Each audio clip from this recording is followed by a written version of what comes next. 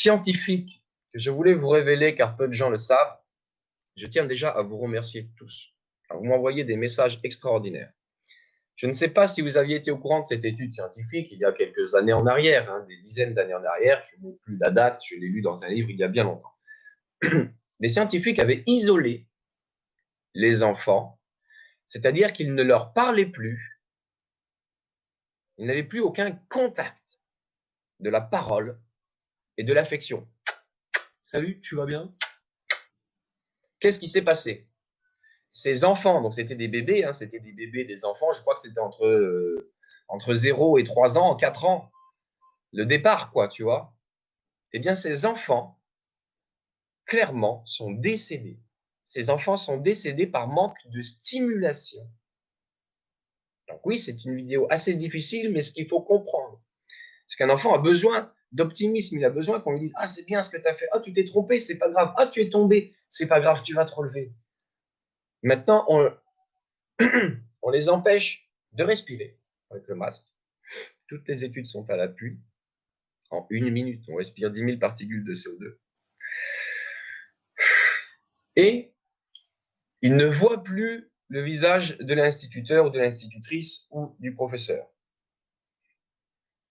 Ils sont dans cette maladie qui est l'agoraphobie. On a peur d'être malade. Non, l'agoraphobie, c'est qu'on a peur de l'autre. Déjà, des êtres humains sont dans cette situation-là. On a peur de se déplacer vers l'autre. On a une palpitation qui monte, solaire, cardiaque. On dit « Wouh !» Les plexus sont en chantier. Donc, les personnes sont paralysées, elles ne peuvent plus parler, etc. Il y a des personnes qui sont agoraphobes et grâce aux médias, il y en a de plus en plus. Et 1,5 million maintenant sont hypochondriaques, nous avait dit Salut Laibi. J'avais parlé de ces deux maladies, l'agoraphobie et l'hypochondriaque, on dit.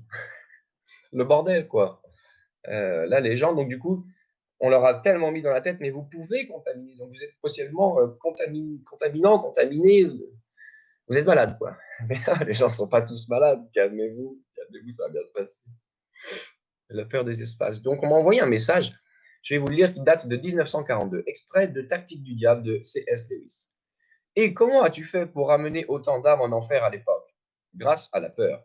Oh oui, excellente stratégie, vieille et toujours actuelle. Mais de quoi avait-il peur? Peur d'être torturé? Peur de la guerre? Peur de la faim? Non, peur de tomber malade. Mais personne d'autre ne tombait malade à l'époque. Si, il tombait malade. Personne d'autre ne mourait? Si, il mourait. Mais il n'y avait pas de remède à la maladie. Si, il y en avait. Alors je ne comprends pas. Comme personne d'autre ne croyait ou n'enseignait sur la vie éternelle et la mort, ils pensaient qu'ils n'avaient que cette vie, et ils s'y accrochaient de toute leur force, même si cela leur coûtait. Leur affection, ils ne s'embrassaient plus, ne se saluaient plus. Ils n'ont eu aucun contact humain pendant des jours et des jours. Leur argent, ils ont perdu leur emploi, dépensé toutes leurs économies et pensaient encore avoir de la chance parce qu'ils n'avaient pas à gagner leur pain. Leur intelligence, un jour, la presse disait une chose et le lendemain, elle se contredisait. Pourtant, ils croyaient à tout. Leur liberté, ils ne sortaient pas de chez eux, ne marchaient pas, ne rendaient pas visite à leurs proches. C'était un grand camp de concentration pour prisonniers volontaires. Ha, ha, ha. Ils ont tout accepté, tout tant qu'ils pouvaient prolonger leur misérable vie un jour de plus. Ils n'avaient plus la moindre idée que c'est lui et lui seul qui donne la vie et la termine. Ça s'est passé comme ça. Ça n'a jamais été aussi facile. Petite vidéo très courte. Voilà, pour vous expliquer que culpabiliser les gens, c'est une stratégie psychologique pour affaiblir le mental, nous explique Zaloui. Quand je cherche mes mots, j'ai juste besoin de vous lire. Car vous êtes uniques, vous êtes des êtres qui sont dans la vie, dans le partage. Je termine le livre aujourd'hui, j'espère, demain, et je vous l'envoie. Je vous l'envoie à tous.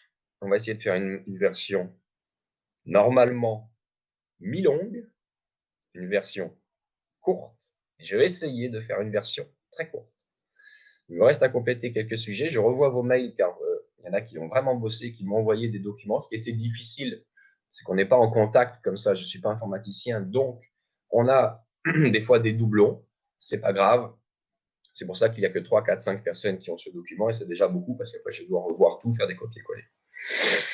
Je vous souhaite à tous une excellente journée et n'oubliez pas cette étude qui est folle, mais qui a été faite par des scientifiques. Ils ont isolé des jeunes bébés, des jeunes enfants pour vérifier qu'est-ce qu'il se passait s'ils n'étaient pas stimulés mentalement et physiquement. Eh bien, le bébé se retrouve à grandir et à se laisser mourir à l'âge de 4 ou 5 ans.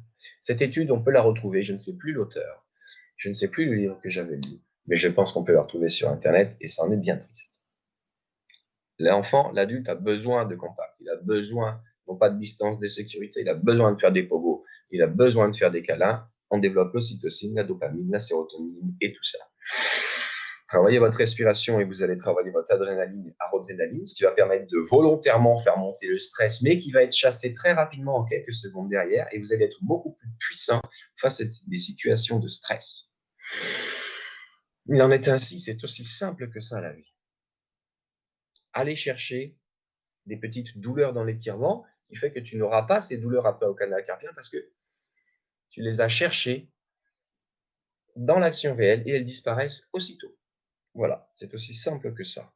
Il faut faire stimuler le corps, il faut l'emmener à la recherche de sensations qui sont des éveils de conscience de la douleur, qui ne sont que des éveils, des petites pointes de « Ah, je ressens ça ».